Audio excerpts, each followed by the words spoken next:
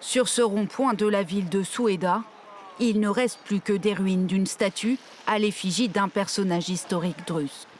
D'autres sculptures du même type ont été saccagées, considérées comme blasphématoires par les islamistes radicaux. Sur cet autre rond-point, ces hommes des forces de sécurité syriennes s'affichent fièrement devant les décombres, en arborant le drapeau des HTC, le groupe de l'actuel homme fort de la Syrie, Ahmed al-Shara, qui promettait pourtant d'en finir avec les divisions interethniques. Nous ne permettrons pas la division de la Syrie. La Syrie est pour tous les Syriens, avec toutes ses ethnies, et pour tous ceux qui vivent sur cette terre bénie. Depuis dimanche, des dizaines de Druzes sont morts dans des affrontements avec des tribus bédouines. Et même si les autorités affirment avoir obtenu un cessez-le-feu, des nuages de fumée s'élevaient dans la journée de mardi au-dessus de la ville de Soueïda et des tirs se faisaient toujours entendre. L'État hébreu, allié des Druzes, revendique de son côté de nouvelles frappes après une première salve lundi.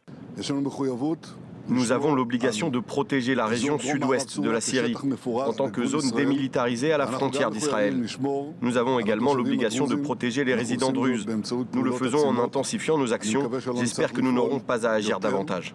Les autorités syriennes affirment intervenir pour rétablir la sécurité et accusent Israël d'enliser la situation.